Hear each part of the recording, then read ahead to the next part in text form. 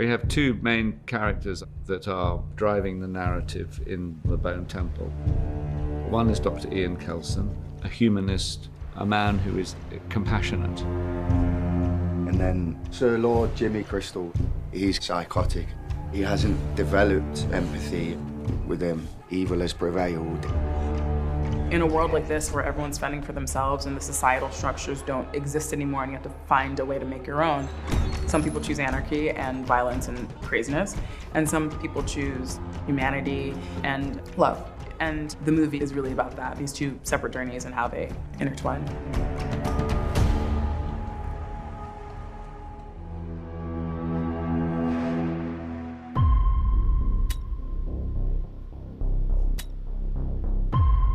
I felt very honored to collaborate with my actors, and they bring so much to the table. I think with Rafe, he really lends a gravitas to whatever he does, and I think a movie like this, where we have people getting skinned and beheaded and disemboweled, when you have Rafe Fiennes in the center of that, it really helps to just bring it into a reality. And for me, as a huge fan of his for years, being able to work with him and learn from him was really special. And then, of course, Jack O'Connell, who I loved working with so much and who I think just did something with that character that I couldn't even imagine, which is like the best thing about working with a great actor, where they just completely exceed your expectations and go to places that you weren't ready for. Today's charitable act shall be the removal of the shirt. Frighteningly, it's been a lot of fun to kind of just be so heinous. And it's like an opportunity to do something quite fantastical or outlandish, but, you know, hopefully to give something human as opposed to a two-dimensional wrong. In the script, everyone has a tiny bit of a particle of something human. Even Jimmy Crystal, we understand his awfulness is born out of terrible, violent trauma when he was young. But Jimmy Crystal and Ian Kelson are complete opposites. So there's a tension when they face off. We are shooting a big scene between two of our main characters who meet for the first time. It's Jack O'Connell and Rafe Fiennes. And this is the scene where they come together finally. And it's kind of like our Pacino De Niro moment in Heat, but with more zombies. Hello. Hello. How do you, old Nick? I guess because he is so extremely evil, you're just trying to find some form of lightness. You know, when he meets old Nick, or who he thinks is old Nick, demonstrating like a boyishness to him. So just trying to realise his vulnerabilities. I don't actually know my father too well. I mean, he speaks to me often enough, but I never get to sit with him or see him. You speak to him, but you don't see him. Oh, you hear him in your head? The whole fucking time, Ian. I'm blown away by Jack O'Connell. I think he's an extraordinary actor. And also wonderful to act with. It's to do with his quality of presentness. When someone's present with you and they're listening to you, then I think you release each other as actors. And I think that's the thing, is that we know where the scene's going to end, but we mustn't play where the scene's going to end. We must just play absolutely the present.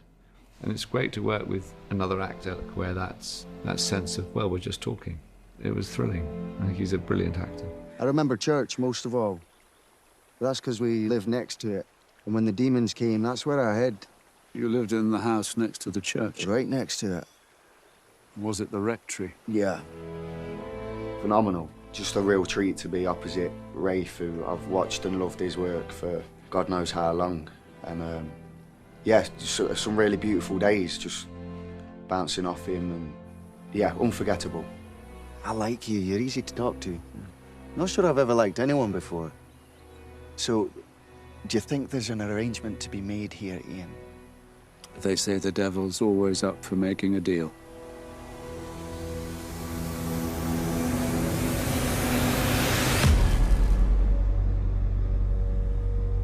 There's a scene I read in the script that made me feel like this could be absolutely mad, or it could be amazing.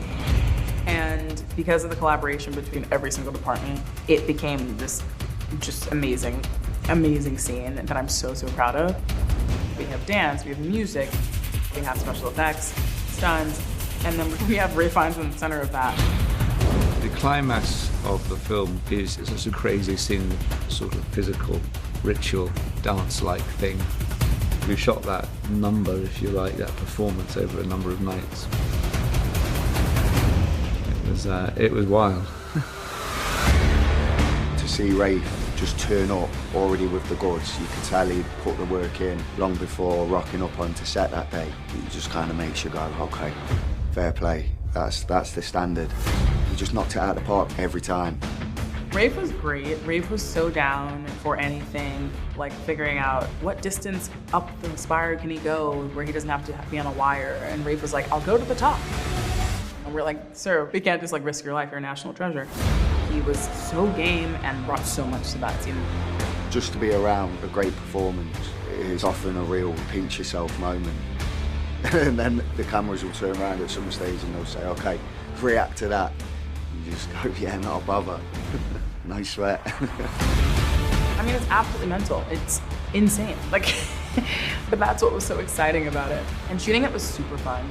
I just think it's really special and it turned into like one of my favorite scenes in the film.